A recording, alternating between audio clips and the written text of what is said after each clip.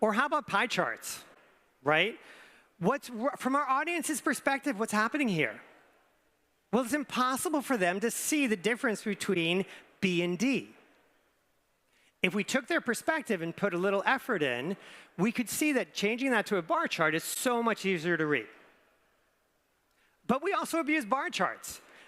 I've seen so many bar charts like this. What's wrong with that? Well, the purpose of a bar chart is it lets you visualize and quickly internalize differences in magnitude. This bar chart does nothing for C, D, and E. It doesn't help my audience at all.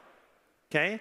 Whereas here, if I put it back in an area chart, then I'm giving my audience the service of instantly visualizing and feeling the difference, right? So these are just a bunch of little tricks, whatever. We can learn these pretty easy. But what we want is we want a systematic way to consistently produce visuals which are going to powerfully communicate messages quickly and easily to our audience.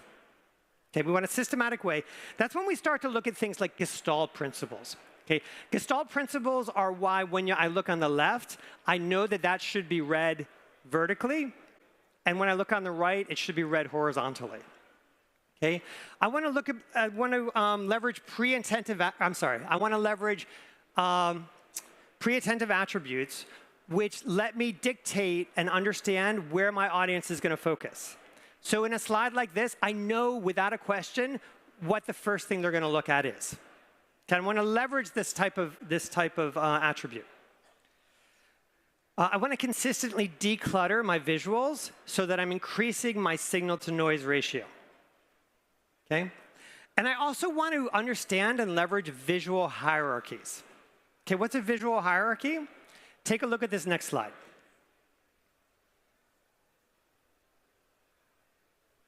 Okay, so you see what's happening here.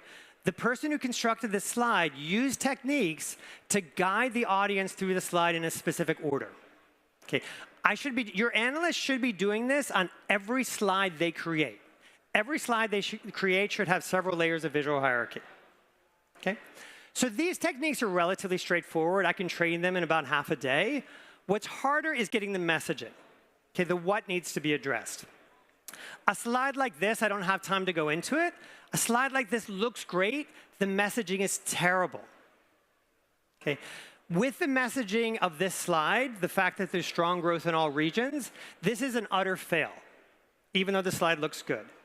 A slide like this, much more simple, instantly gets the message across with zero distractions.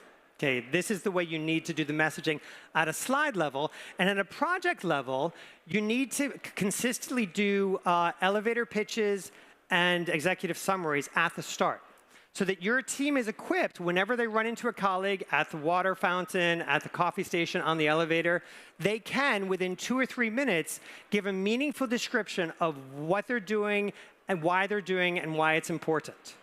Okay? You're going to reuse this a lot, and it's going to bring a lot of credibility to your team. But it's a lot of work. It's much more work to construct this than you would imagine.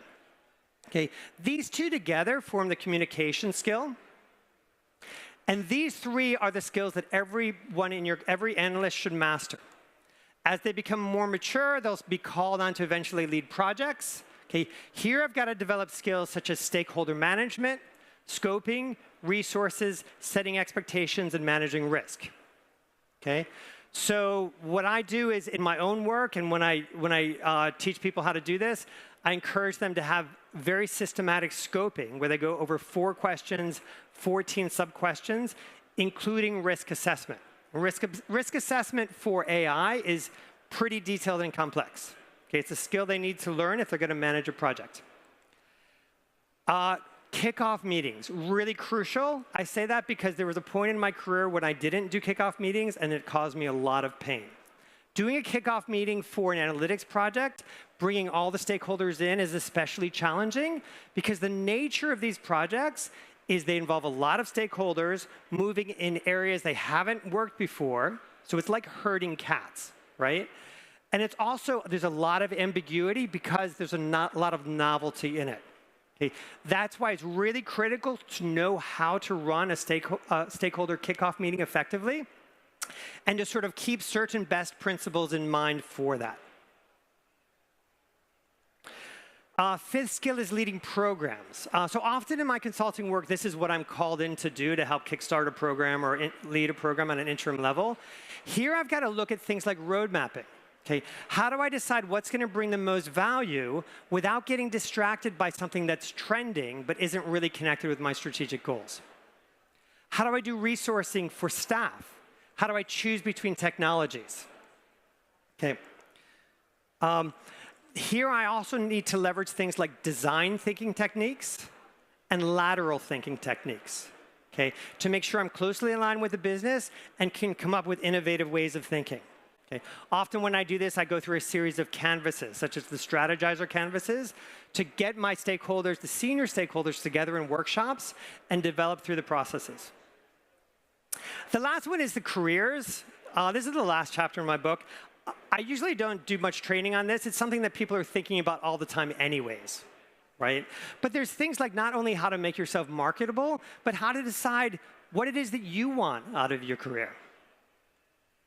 Okay, so that's all the time I have. In closing, I hope this has given you something to think about, a new perspective, and also encouraged you to work with your teams, help them understand these basic skills, but also to take concrete steps to develop them, okay? Because as we help them develop these skills, it's going to make their work that much less frustrating. It's also going to help them win the trust of their stakeholders and ultimately increase the value that our teams are bringing to our organizations. Thanks.